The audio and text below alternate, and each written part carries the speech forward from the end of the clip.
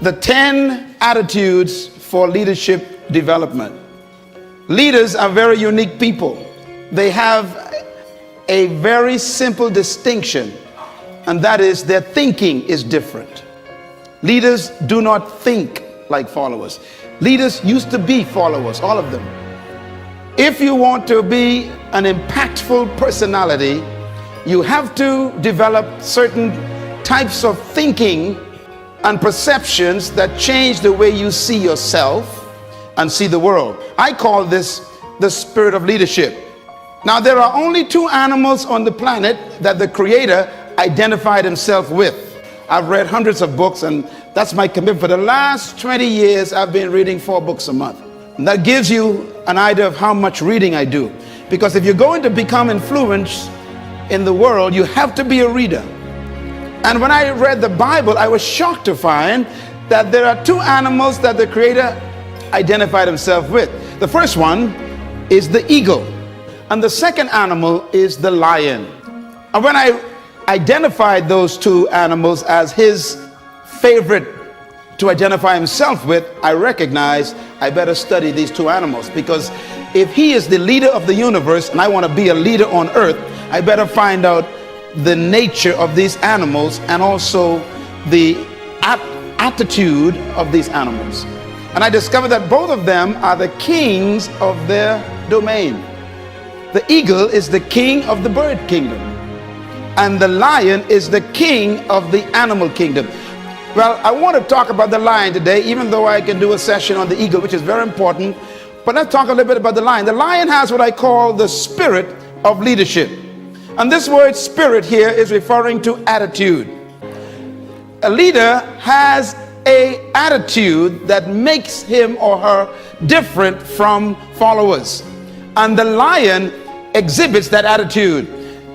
We have to cultivate the same attitudes that the lion has, because the lion apparently has been given the same attitudes that God himself identifies with, and he put it in these creatures. And apparently you and I are supposed to be the king of the animal kingdom, the rulers of all animals. So obviously we have somewhere trapped on the inside these same potential attitudes. Now, the lion is the king of the jungle, but the lion to me is a great source of encouragement to all of us. Number 1, the lion is not the tallest animal in the jungle. Number 2, the lion is not the largest animal in the jungle. Number 3, the lion is not the heaviest animal in the jungle. Number 4, the lion is not the smartest animal or the most intelligent animal in the jungle. And yet, the lion is the king. You don't need to be intelligent. You don't need to be smart. You don't need to have a certain height. You don't need to have a certain weight. You don't need to have any kind of advantage. And yet you can be the leader. Now, what's the main thing that shocks me about the lion is that the lion is not larger than the giraffe, bigger than the elephant, or heavier than the hippo. He's not as smart as the hyena or the snake. And yet, when he shows up, they all run away. The lion, therefore, cancels all of your excuses for not becoming a leader. What makes the lion so unique? An army of sheep led by a lion will always defeat an army of lions led by a sheep, because leadership can transform cowards into violent warriors. Why would a lion become the king of the jungle when he has all of those limitations? He's not the tallest, not the strongest, not the smartest, not the heaviest, not the most intelligent, but yet he runs things. The lion is the king of the jungle because of one word: attitude. The lion has a different attitude that makes every animal afraid of him. Now, we don't want to lead by fear, but it does take respect for you to become a leader. When I use the word fear in the jungle, we're talking about respect. The elephant respects the lion. The hyenas respect the lion. The giraffes, they respect the lion. What makes these massive animals respect such a small cat? The attitude is the difference. For example, a lion will see an elephant And the thing that comes to his mind, one word, lunch. Now the elephant is 10 times the size of the lion, probably 50 times heavier, and has more power. One stomp of his feet could destroy the lion. But when the lion sees the elephant, he doesn't look at size and weight and strength and power. He looks at lunch. I could eat this thing. And he acts the way he thinks. You see, the size is not the problem. The weight of the elephant is not his concern. What makes him act is the way he thinks. And because he thinks he can eat the elephant, he attacks him. Leadership attitude. Now here's another amazing mystery. The elephant is larger, bigger, stronger, more powerful, heavier, and more intelligent. And yet when the elephant sees the lion, one word comes to mind: eater. The elephant is controlled by the way he thinks. He thinks that he is lunch. Therefore, his size, his weight, his power, his might, his authority is a victim of the way he thinks.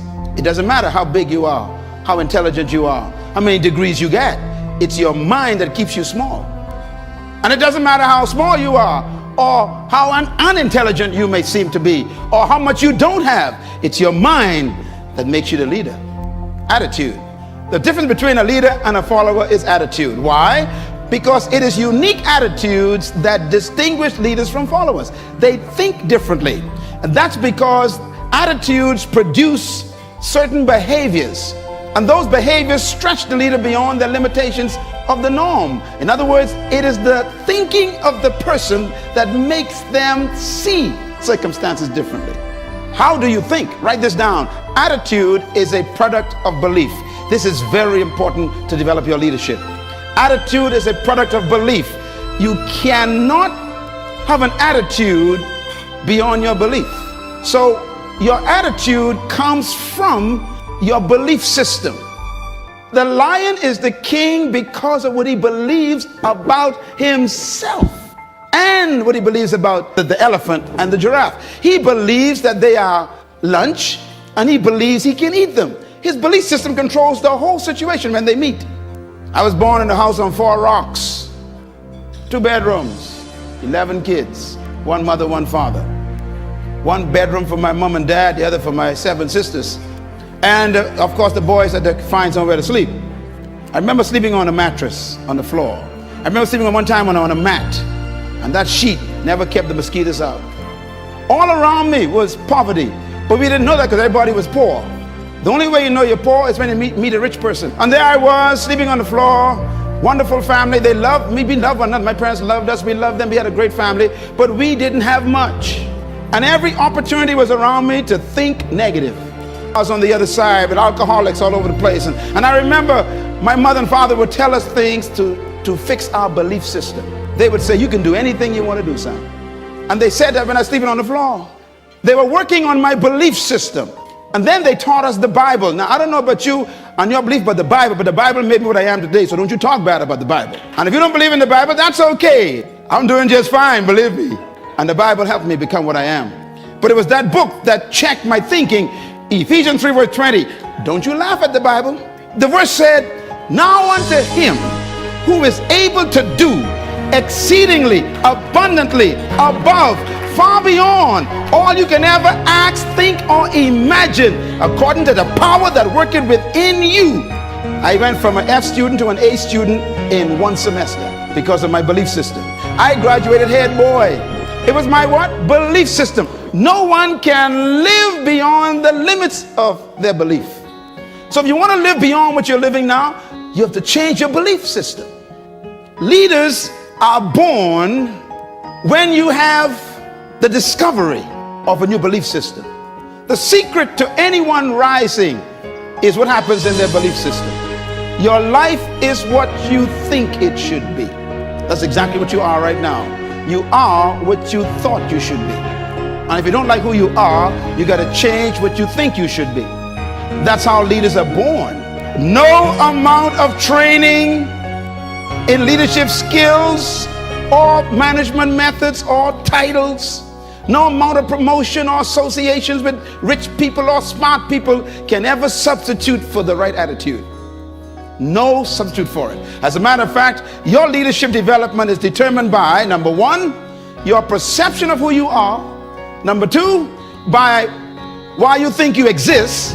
And number three, these are very important, your sense of significance. I am giving you my secret to life right here. What brought me from the floor to flying my own jet is these simple statements here. You got to first change your perception of who you are. And that starts with a belief system. Secondly, you must change your perception of why you think you exist. And number three, your sense of significance. Your perception of who you are. You've got to change it. And most of our perceptions are other people's concepts of us, and therefore we don't have self-concept, we got other concept. What is your perception of who you are? And the second one, why do you think you exist? You got to discover that you were born for something. Some reason, there's some purpose for your life. If you don't discover that, you'll always have a job, and we'll bury you in an average grave with an average tombstone. Discover that you are important to the human race, you are important to the world, you are important to your universe. When I had to grapple with that question, it was tough, because I've been taught by society, like you have, that you are just a social security number or some NIB number, or you're some just kind of a worker in the system. But that's not true. You were born to do something very significant in the world, and you have to get to the point where you believe that. Cultivating these attitudes are the key to becoming a leader. Now, when attitudes of leadership is married to the ability of leadership, then you become a leader. You can have potential, but if you don't have the belief, your potential becomes a victim of your present belief. Remember the elephant? The elephant has great power, but what makes him afraid of the lion is his belief system. So your mentality has to be equal to your ability for you to manifest leadership. You do have the ability, you were born with it to be a leader, but your mentality hasn't matched it yet. And that's why all of your capacity to lead is buried under your lack of belief that you can. Belief is so powerful, it can make an elephant act like a sheep in the presence of a lion. You know, normally people who are insecure, whenever they meet somebody who is confident, they always call the confident arrogant. When you discover who you are, you can't help but be confident. I don't pretend, I don't try to have confidence. If you try, that means you ain't got it. You're faking it. Confidence is a product of belief. What you believe about yourself determines the way you think about yourself, and the way you think about yourself is the way you behave.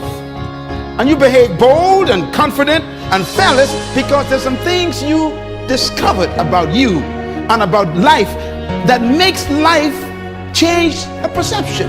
You can never fully carry out the mandate of leadership if you don't have the mentality of leadership.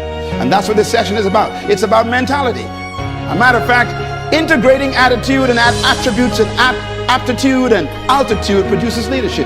That's a lot of apps there. Please, each one of them is a different experience for leaders. First of all, your attitude got to be right.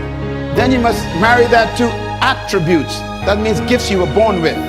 Then you got to marry that to aptitude. That means now you got to educate and train those gifts. That's why you read and study and go to school, for your aptitude to be increased. And then your altitude means you got to change the level of associations you are in. You know, it's amazing. When you change your aptitude, you normally want to change your altitude.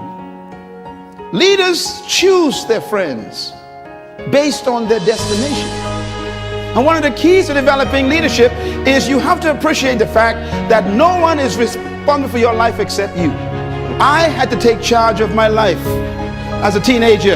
And at age 13, I discovered who I was. I became a problem to the whole family. My mom used to say to me, she'd say, you are a different boy. You are a different child. But something happened to me at age 13. I discovered myself. Different was simply meaning you don't think like the rest of the kids. That's all it means. And remember, thinking is belief system being exposed.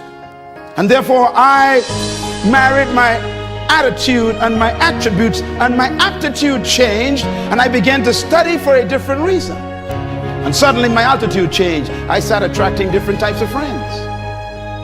By the way, an eagle, this is the other animal that God identified himself with. I studied eagles intensely. I got a whole series on eagles because you must study to understand life.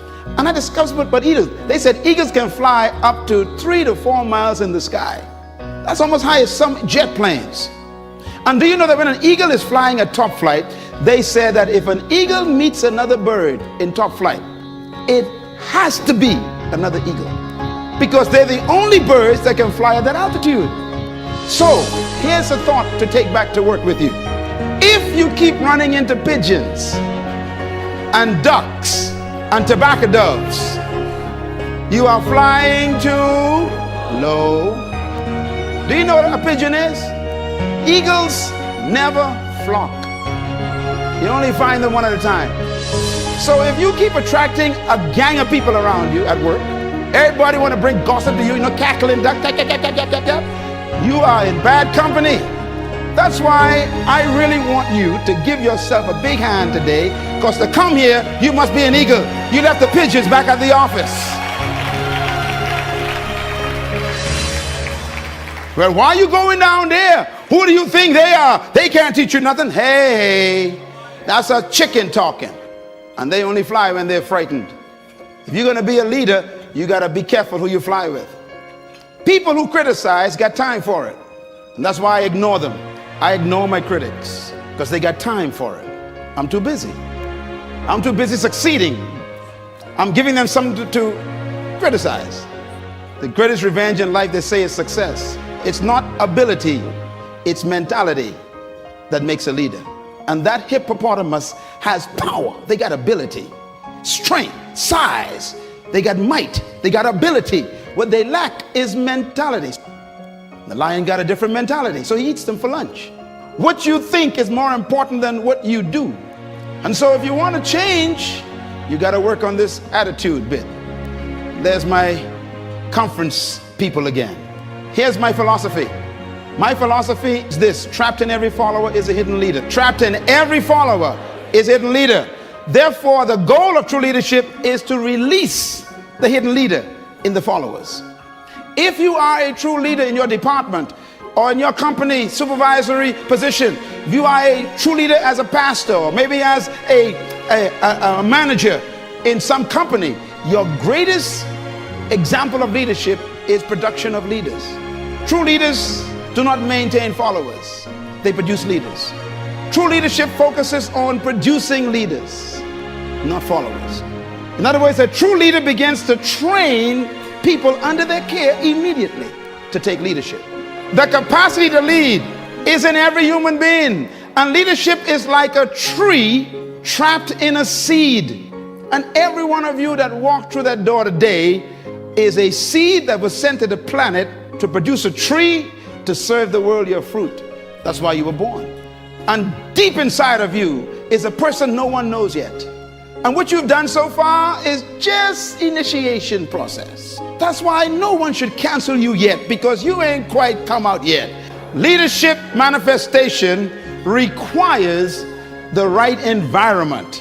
You know, a seed can be placed on a windowsill in your tiled bathroom and stay there for 50 years and the tree never come out.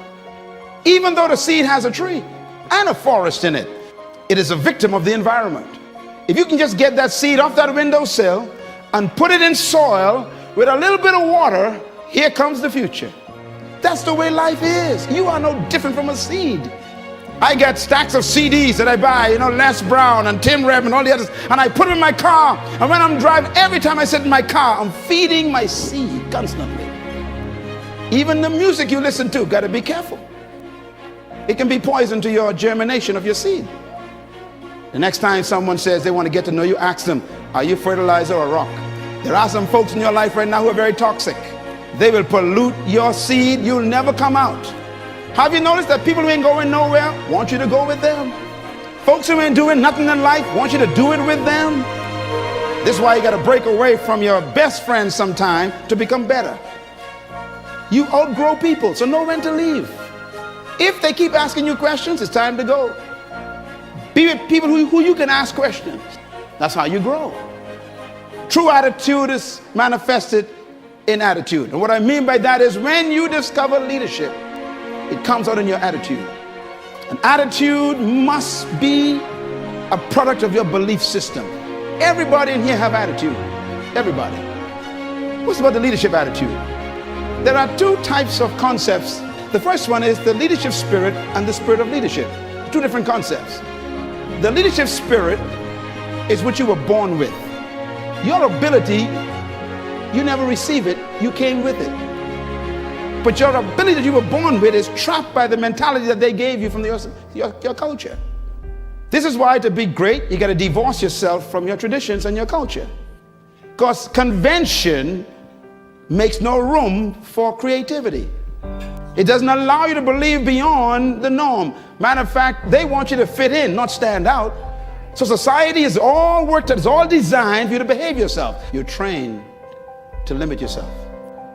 Isn't it amazing that you buy a car that can travel 150 miles per hour, 180 miles per hour, and then the same country that sells the car to you puts up a sign, 50. No, you never thought about that. That's the problem. Yeah, see, Ford Motor Company makes the car to make 180, and then they make sure you only can travel 50. Society is designed to make sure you never become a leader. And that's why for you to become a leader in your workplace, you're going to have to break away from the traditions. Now, I want to warn you, when you decide to break the speed limit, all your enemies will wake up in the office. Every critic that you thought was your friend will suddenly come alive, because people don't want you to leave them in their nothingness. You can't lead from behind. That's why sheep are not leaders. They follow the sheep's hips in front of them. But when you're out front, ain't no hip to follow. You got to design your course. And that takes boldness and risk. It takes all kinds of challenging commitment to decide where you want to go in life out front. Having the leadership spirit means that you are naturally created to lead. But the mentality is what wakes it up. Some of you in this room look just like that. You are powerful, but they got you in the bush. The social environment is just making you afraid to come out and take what's yours in life. You are the way you see yourself. Do you think you're a grasshopper? The elephant actually thinks it's a meal for a cat. The mindset of a leader is what changes his attitude toward life and himself. The spirit of leadership refers to attitudes, mentality, and mindset. And that's been the key to all great leaders. And sometimes that spirit comes forth under pressure. Many leaders in history are products of circumstances that force them to think differently. That's what makes them emerge as leaders. The spirit of leadership is a mindset. It dictates your motivation. It is revealed in your response to your environment. The spirit of leadership is a perception of yourself and the world. How do you see the world? The spirit of leadership is your convictions that regulate your thoughts about yourself and people. The spirit of leadership is your personal, private philosophy of life. How you think about life and yourself. The spirit of leadership is your thoughts about oneself and one's environment. It is your belief system which controls your behavior. The spirit of leadership is the source of your action, which determines the response and how you interpret the world. This is very important. I see the world differently from most people because of my belief system, which becomes my attitude creator. So I don't panic over nothing. I don't panic. Panic is a product of a certain belief system, and therefore it is your mental conditioning. Success keeps the right company all the time. You have to nurture yourself so that you can produce the right attitudes. And nurture means to feed yourself the right information. We are what we think, and we become what we continue to think. You tell your kids, go read the book, go read your homework, and then you watch TV. They're confused. Your kids will value what you value. If you value TV, they're going to hate books. If they watch you always reading books, they're going to turn the TV off, because whatever mom and dad values and mom and dad are doing well, that must be what we should do too. So our kids fell in love with books. My house is full of books. I'm beginning to run out of the house because you become what you think. You cannot rise above the plane of your mental conditioning. So I got to constantly keep feeding my mentality. I have to work on it so I can work up my altitude of mentality. To change your life, you must change your mind. And this is why the heart of leadership is working on the way a person thinks. Here's the most important thing to write down. 7 principles of true leadership. Number 1, true leadership is inherent in the human spirit. You have to believe that first. Every human being possesses the capacity to be a leader. Whether they die as a follower is a choice. Number 2, true leadership cannot be taught. It must be discovered. Number 3, true leadership is self-discovery. And number 4, true leadership is serving your gift to the world. Everyone in this room was born with a specific gift. Some of you got 2 of them. Don't try and develop all of your gifts. Focus on one. Make it your primary gift.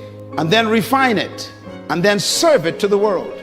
It is your gift that makes you valuable, and serving it is your responsibility. And the better you serve your gift, the greater leadership you achieve. So whoever can serve that gift more effectively, they become the greatest in the group. No one came to earth without a gift. The problem is we try to take other people's gifts and make them ours. If you become an imitation, you're going to be broke. You need to find your gift, your strength, your unique power. And you need to take that and say, I'm going to become this. And then serve it to the world. And that's your leadership born that day. We've all been taught to be employed, not deployed. And so they always tell you, go to school, get an education so you can get a job. They never say stay in school so you can own a business. They don't even think that way. It doesn't even cross, your parents don't even think that way. And so you follow the convention of the community. And I'll never forget the meeting when I went to Malaysia to speak. I was speaking at the largest Sony plant. I had 2 days with them. The first day I spoke to all the managers, all the CEOs. I was the speaker to train them. There was Chinese and Japanese and Singaporeans. All these folks were there in Malaysia working for Sony. And I had to do training there for management development and leadership training for the whole day. The third day, the president of that particular firm called me up and he says, our CEOs and our executives are so impressed by you, we want to take you for lunch. We want to talk to you some more. And they were picking my brain, man. They were taking notes, asking me questions, keep writing stuff. And all of a sudden it hit me, wait a minute. All these guys are millionaires, man. Every Chinaman I know owns a business. And here I am in the heart of Asia, where they come from. And I said, sir, pardon me, I have a question that I need you to answer. And they looked at me. I said, tell me, how come everywhere you go, no matter where it is, you go to the lowest ghetto in the heart of the township and you end up owning a business? Can you tell me what is your secret? And they looked at each other and they laughed. And then the president said to me, he said, well, we've been noticing that ourselves. We have concluded based on our assessment that whenever you go into a community, the first thing you look for is a job. He says, when we come into any community, the first thing we look for is a business. He said, it's attitude. They don't even look for a job. They don't even think about employment. They think deployment.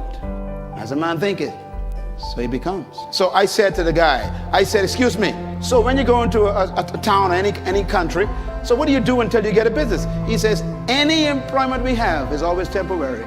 We only want enough money to start a business, that's all. Mentality. Number 6, true leadership is self-manifestation. You become a leader when you discover who you are and decide to become it. True leadership is self-manifestation. Your leadership is not ahead of you, it's trapped within you. You are so great, it's amazing. But the environment won't allow you to become it. Sometimes our past can hold us back. Mentality just don't allow you to step out and take a risk. What you're doing now, it's not what you could do. Whatever you're impressed with, God's disappointed in. Stop waiting for everything to show up before you start. Every leader, I tell you the truth, every leader ain't know what they doing. Me included. We don't know what we're doing. We just say, I got this idea, I'm gonna go for it. And for heaven's sake, believe me, we ain't got no money. What I mean is for our projects. Because you are not a leader unless you're doing something you cannot pay for. I say you are not a leader unless you are doing something you cannot pay for. Leadership demands that you got to take risks. Number 7, leadership is self-exposure. When you expose your true self, get ready. People won't understand you, but go for it. Let us meet you before you die. Not the one the culture made, not the one society produced, the one that's on the inside that we have yet to meet. The true self. This is why I keep telling people you got to die empty. And I want to give you these, what I call the 5 questions of life that you have to answer to become a leader. Number 1, who am I? Number 2, where am I from? Number 3, why am I here? Number 4, what can I do? And number 5, where am I going? These are the most important questions in life, and until you answer them, you will always be a follower. Who am I has to do with identity. You got to discover who you are apart from 6.7 billion people. Number 2, where am I from has to do with your heritage. And I'm not talking about your ethnicity, because your ethnic heritage is so confusing. Don't try to find yourself by going back in your ethnicity. You'll never find out where you're from. Why am I here is a question of purpose. You got to discover why you were sent to the planet. Where am I going is a question of destiny. And what can I do is a question of potential. And therefore, when you discover these answers, you've discovered your leadership. I know who I am. I didn't always, but I found out who I was. And secondly, I know where I came from. And I didn't come from the Bahamas. I didn't come from Africa, because both of them are limiting. All cultures limit you. I had to come from something greater. My greatest mentor in history in my life is Jesus Christ. And one time they asked him, where are you from? You know what his answer was? He didn't say I came from Bethlehem, grew up in Nazareth, and had friends in Capernaum. His answer was, I came down from heaven. They said, no, we know your mother, she's Mary, and your daddy Joe. He says, no, I came down from heaven. He refused to have his heritage limited to earth, and so am I. Me, I came through Baintown. I didn't come from Baintown. I came through the Bahamas. I didn't come from the Bahamas. Wherever you came from can limit you or give you unlimited thinking. I said the reason why they call Africa Mother Africa is because you never get your heritage from your mother. That's why you carry your father's name. The seed of your identity comes from your father. I came down from my father through the mother. That makes me limitless. I'm just like my daddy. All things are possible with my father. True leadership is not a method nor a technique.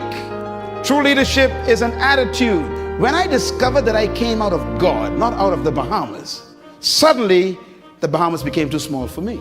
So today we have effects in 90 countries right from this island, because the mentality that was developed here goes beyond this entire region. Don't let where you came from physically trap you. Don't let your ethnic heritage become your graveyard. Stop being black and white and yellow and stuff. Forget that stuff. That's too limiting. Become like your father. Be a man. As a spirit being, there's no limit. Everything you know is not all there is to know. Beliefs and convictions of a leader regulates the nature of their leadership, and therefore the source of beliefs is the perception of your truth. What is truth to you determines what you do with your life. Whatever you think is truth, that's how you're going to live. That's why it's important to keep getting information.